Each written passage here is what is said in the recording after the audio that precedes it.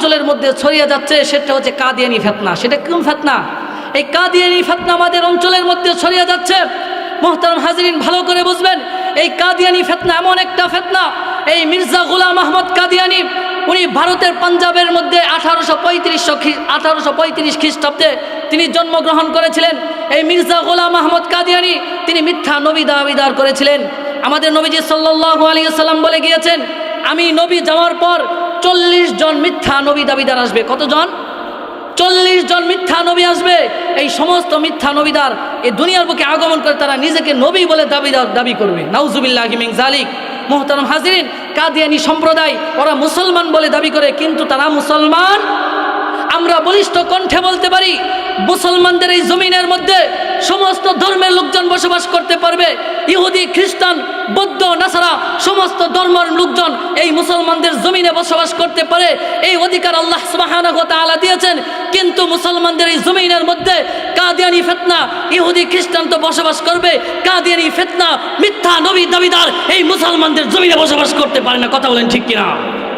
মুহতারাম হাজিরিন, মুসলমানদের এই জমিন আমার নবী যেইভাবে শিক্ষা দিয়েছেন, আমার নবী যেইভাবে নামাজ পড়েছেন, আমার নবী যেইভাবে সুন্নতের পাবন্দি করেছেন, আমার নবী এই দ্বীনের জন্য আমার নবীর পেটের মধ্যে 2টা পাথর বেঁধেছেন।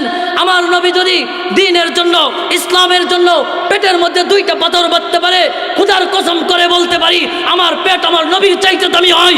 আমার নবী যদি ইসলামের জন্য তার দাঁত মোবারক শহীদ হতে পারে, খোদার কসম করে বলতে পারি আল্লাহর নবীর চাইতে আমার দাঁত মোবারক বেশি দামি হয়ে যায় নাই। মুহতারাম হাজিরিন, কথা বলেন ঠিক কিনা?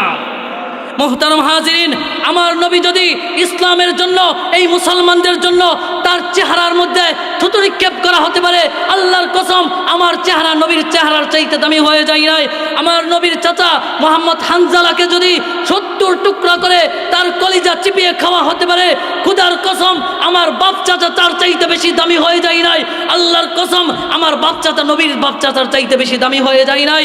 মুহতারাম হাজিরিন, প্রয়োজনে নিজের জীবনকে বিলিয়ে দিবেন, প্রয়োজনে নিজের জীবনকে উৎসর্গ করে দিবেন, প্রয়োজন যদি হয় জিহাদের জন্য বের হয়ে যাবেন। তবু ইসলামের জন্য কোনো বাতিল ফেরকা মুসলমানদের বিপক্ষে কথা বলবে, কোনো মুসলমান সেটা মেনে নিতে পারে না। কথা বলেন ঠিক কিনা? এই জন্য মুহতারাম হাজিরিন, আজকে থেকে হিম্মত করেন। কাদিয়ানি ফিতনা আমাদের এই হাগুরাকুড়ি অঞ্চলেও কিছু কিছু ফিতনা ঢুকে গেছে। আজকে যেহেতু শাওয়ালের আলোচনা ছিল, সেই জন্য হজের আলোচনাটা গুছিয়েছিলাম। যতটুকু আমার ইচ্ছা ছিল ততটুকু বলতে পারি নাই। আল্লাহ রাব্বুল আলামিন যদি তৌফিক দেন, ইনশাআল্লাহ যদি সুযোগ হয় আপনাদের আবার শোনাবো। এই বলে আমি আমার আলোচনা শেষ করছি।